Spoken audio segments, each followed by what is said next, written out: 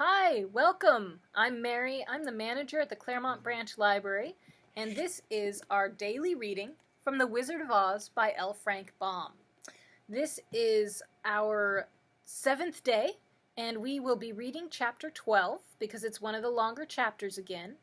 And if you'll recall yesterday, our friends and Dorothy finally met the wizard, but when they met him, he was not at all what they expected.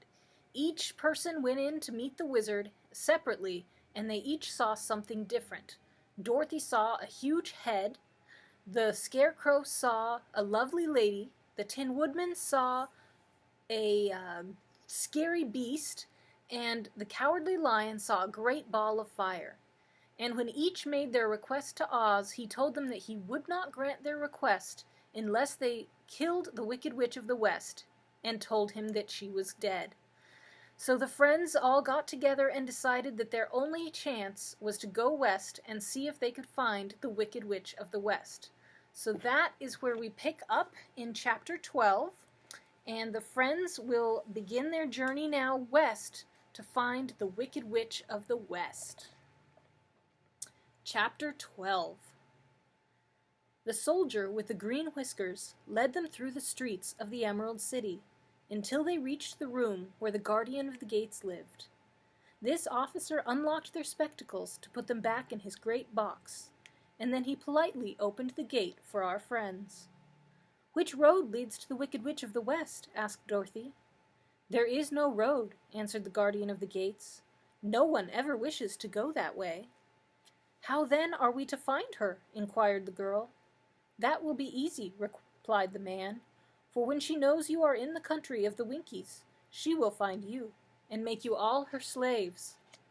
"Perhaps not," said the Scarecrow, "for we mean to destroy her."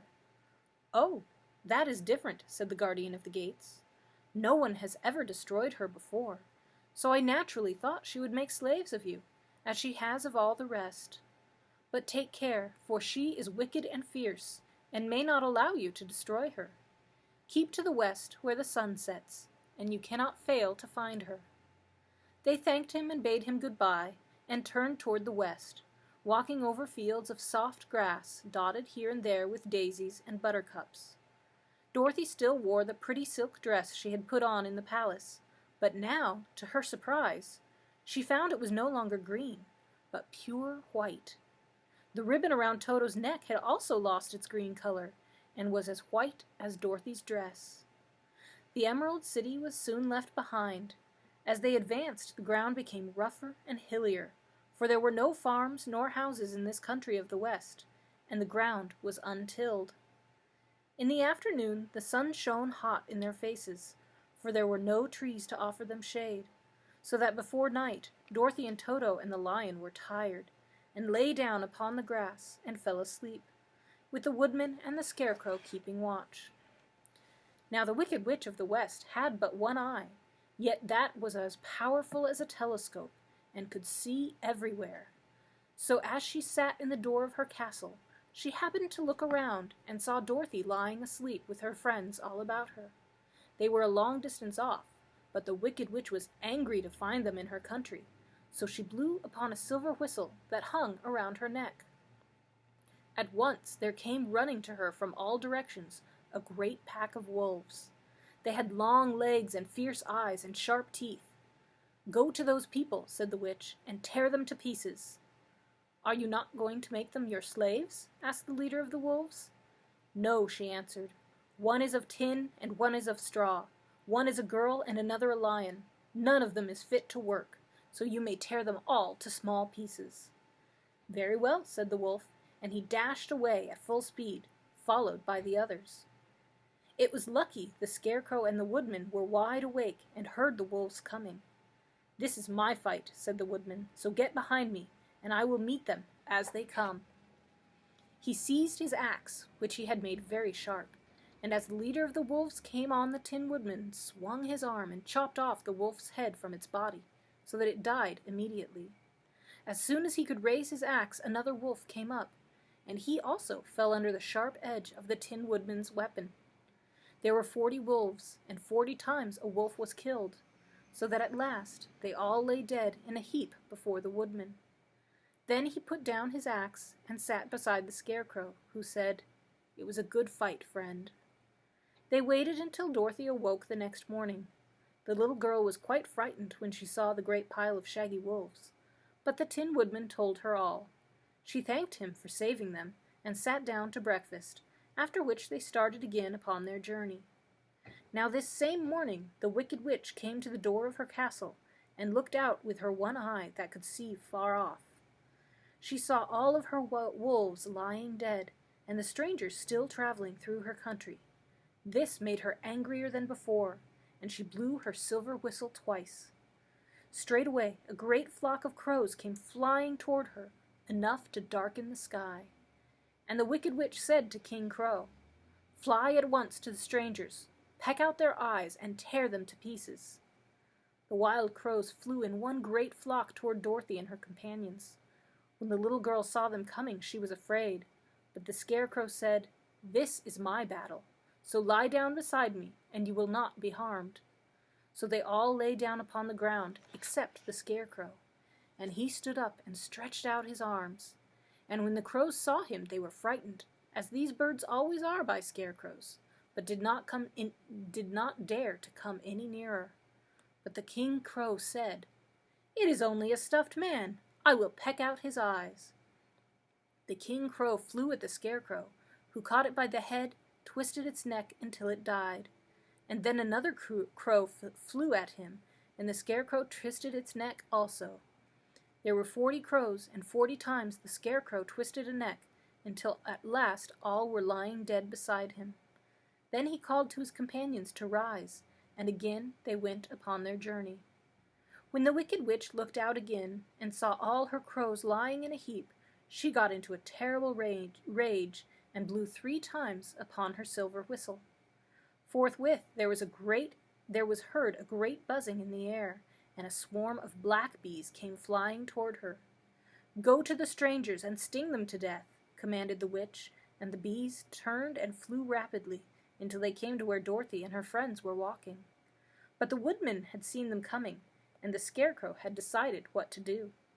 "Take out my straw and scatter it over the little girl, the dog, and the lion," he said to the woodman, "and the bees cannot sting them." This the woodman did, and as Dorothy lay close beside the lion and held Toto in her arms, the straw covered them entirely.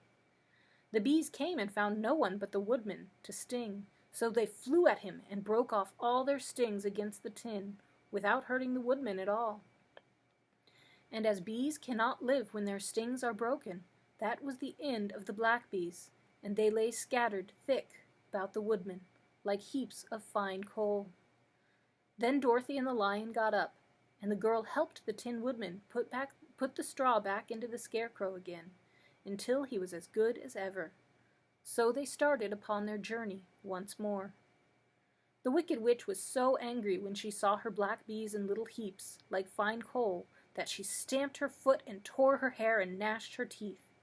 And then she called a dozen of her slaves who were Winkies, and gave them sharp spears, telling them to go to the strangers and destroy them. The Winkies were not a brave people, but they had to do as they were told, so they marched away until they came near to Dorothy. Then the lion gave a great roar and sprang toward them, and the poor Winkies were so frightened that they ran back as fast as they could. When they returned to the castle, the Wicked Witch beat them well with a strap and sent them back to their work, after which she sat down to think about what she could do next. She could not understand how all her plans to destroy these strangers had failed, but she was a powerful witch, as well as a wicked one, and she soon made up her mind how to act. There was in her cupboard a golden cap with a circle of diamonds and rubies running about it. This golden cap had a charm. Whoever owned it could call 3 times upon the winged monkeys, who would obey any order they were given. But no person could command these strange creatures more than 3 times. Twice already the Wicked Witch had used the charm of the cap. Once was when she had made the Winkies her slaves, and set herself to rule over their country. The winged monkeys had helped her to do this. The second time was when she had fought against the great Oz himself, and driven him out of the land of the West. The winged monkeys had also helped her in doing this. Only once more could she use this golden cap, for which reason she did not like to do so until all her other powers were exhausted. But now that her fierce wolves and her wild crows and her stinging bees were gone, and her slaves had been scared away by the cowardly lion, she saw there was only one way left to destroy Dorothy and her friends. So the wicked witch took the golden cap from her cupboard and placed it upon her head. Then she stood upon her left foot and said slowly, "Epi, pepi, kaki." Next she stood on her right foot and said, "Hi-lo, ho-lo, hello." After this she stood upon both feet and cried in a loud voice, "Zizzy, zuzzy, zik." Now the charm began to work. The sky was darkened, and a low rumbling sound was heard in the air. There was a rushing of many wings, and a great chattering and laughing. And the sun came out of the dark sky to show the wicked witch surrounded by a crowd of monkeys, with a pair of immense and powerful wings on his shoulders. One, much bigger than the others, seemed to be their leader. He flew close to the witch and said, "You have called us for the third and last time. What do you command?" "Go to the strangers who are within my land and destroy them all except the lion," said the wicked witch. "Bring that beast to me, for I have a mind to harness him like a horse, and make him work." "Your commands shall be obeyed," said the leader, and then, with a great deal of chattering and noise, the winged monkeys flew away to the place where Dorothy and her friends were walking. Some of the monkeys seized the Tin Woodman and carried him through the air until they were over a country thickly covered with sharp rocks. Here they dropped the poor woodman, who fell a great distance to the rocks, where he lay so battered and dented that he could neither move nor groan. Others of the monkeys caught the Scarecrow, and with their long fingers pulled all of the straw out of his clothes and head. They made his hat and boots and clothes into a small bundle and threw it into the top branches of a tall tree. The remaining monkeys threw pieces of stout rope around the lion and wound so many coils about his body and head and legs until he was unable to bite or scratch or struggle in any way. Then they lifted him up and flew away with him to the witch's castle, where he was placed in a small yard with a high iron fence around it, so that he could not escape. But Dorothy they did not harm at all. She stood with Toto in her arms, watching the sad fate of her comrades, and thinking it would soon be her turn.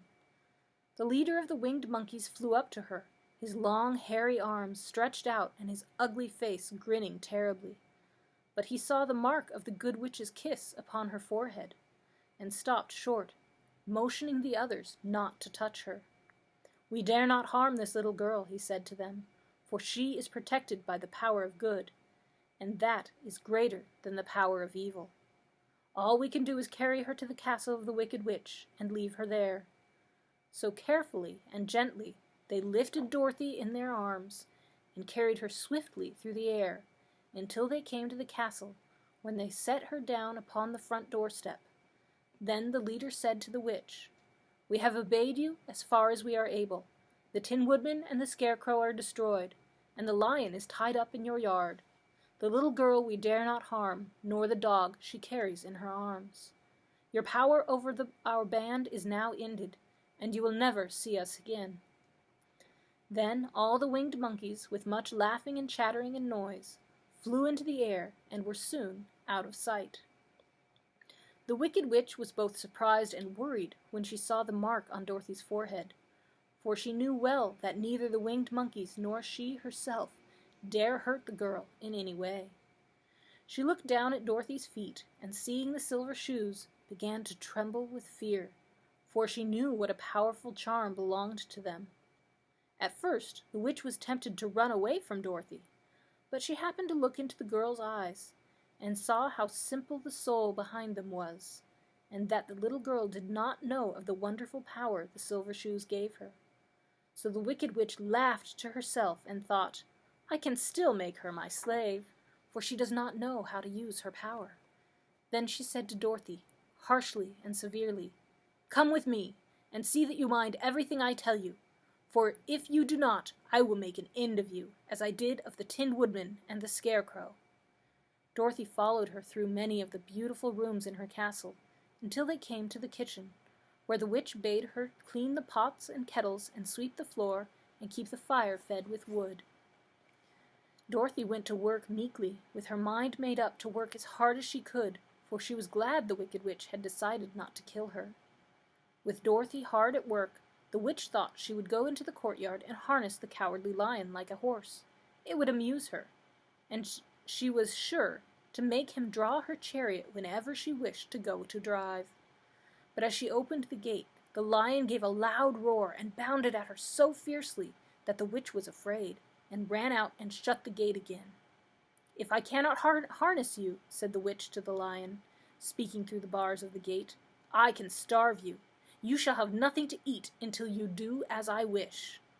So after that she took no food to the imprisoned lion, but every day she came to the gate at noon and asked, "Are you ready to be harnessed like a horse?" And the lion would answer, "No, if you come in this yard, I will bite you." The reason the lion did not have to do as the witch wished was that every night, while the woman was asleep, Dorothy carried him food from the cupboard. After he would eaten, he would lie down on his bed of straw, and Dorothy would lie beside him and put her head on his soft, shaggy mane, while they talked of their troubles and tried to plan some way to escape. But they could find no way to get out of the castle, for it was constantly guarded by yellow Winkies, who were the slaves of the Wicked Witch, and too afraid of her to not do as she told them. The girl had to work hard during the day, and often the witch threatened to beat her with the same old umbrella she always carried in her hand. But in truth, she did not dare to strike Dorothy, because of the mark upon her forehead. The child did not know this, and was full of fear for herself and Toto. Once the witch struck Toto a blow with her umbrella, and the brave little dog flew at her and bit her in the leg in return. The witch did not bleed where she was bitten, for she was so wicked that the blood in her had dried up many years before. Dorothy's life became very sad, as she grew to understand that it would be harder than ever to get back to Kansas and Aunt Em again. Sometimes she would cry bitterly for hours, with Toto sitting at her feet and looking into her face, whining dismally to show how sorry he was for his little mistress. Toto did not really care whether he was in Kansas or the land of Oz, so long as Dorothy was with him, but he knew the little girl was unhappy, and that made him unhappy too. Now the Wicked Witch had a great longing to have for her own the silver shoes which the girl always wore. Her bees and her crows and her wolves were lying in heaps and drying up, and she had used up all the power of the golden cap. But if she could only get hold of the silver shoes, they would give her more power than all the other things she had lost. She watched Dorothy carefully to see if she ever took off her shoes, thinking she might steal them. But the child was so proud of her pretty shoes that she never took them off except at night and when she took her bath. The witch was much too afraid of the dark to dare to go in Dorothy's room at night to take the shoes, and her dread of water was greater than her fear of the dark, so she never came near when Dorothy was bathing. Indeed, the old witch never touched water, nor ever let water touch her in any way. But the wicked creature was very cunning, and she finally thought of a trick that would give her what she wanted. She placed a bar of iron in the middle of the kitchen floor, and then, by her magic arts, made the iron invisible to human eyes, so that when Dorothy walked across the floor she stumbled over the bar, not being able to see it, and fell at full length. She was not much hurt, but in her fall one of the silver shoes came off, and before she could reach it, the witch snatched it away and put it on her own skinny foot. The wicked woman was greatly pleased with the success of her trick, for as long as she had one of the shoes, she owned half the power of their charm, and Dorothy could not use it against her, even had she known how. The little girl, seeing she had lost one of her pretty shoes, grew angry and said to the witch, "Give me back my shoe!" "I will not," retorted the witch, "for it is now my shoe and not yours." "You are a wicked creature," cried Dorothy. You have no right to take my shoe from me." "I shall keep it just the same," said the witch, laughing at her, "and some day I shall get the other one from you, too." This made Dorothy so very angry that she picked up the bucket of water that stood near and dashed it over the witch, wetting her from head to foot. Instantly the wicked woman gave a loud cry of fear, and then, as Dorothy looked at her in wonder, the witch began to shrink and fall away. "You see what you have done?" she screamed. "In a minute I shall melt away." "I am very sorry indeed," said Dorothy, who was truly frightened to see the witch actually melting away like brown sugar before her very eyes. "Didn't you know water would be the end of me?" asked the witch in a wailing, despairing voice. "Of course not," answered Dorothy. "How should I know?" "Well, in a few minutes I shall all be melted, and you will have the castle to yourself. I have been wicked in my day, but I never thought a little girl like you would ever be able to melt me and end my wicked deeds. Look out! Here I go!" With these words the witch fell down in a brown, melted, shapeless mass, and began to spread over the clean boards of the kitchen floor. Seeing that she had really melted away to nothing, Dorothy drew another bucket of water and threw it over the mess. Then she swept it all out the door. After picking out the silver shoe, which was all that was left of the old woman, she cleaned and dried it with a cloth and put it on her foot again. Then, being at last free to do as she chose, she ran out to the courtyard to tell the lion that the Wicked Witch of the West had come to an end, and that they were no longer prisoners in a strange land. And that is the end of our chapter for today. If you're familiar with the movie, this part was very different from what you would recall from the movie. So I hope you enjoyed the book. I hope you enjoy the differences, and I will look forward to having you join us tomorrow, where we see what happens now that Dorothy has killed the Wicked Witch of the West, and we'll continue on to find if the Wizard of Oz will grant her and her friends' requests. Until then, have a good day, and I will see you tomorrow. Bye!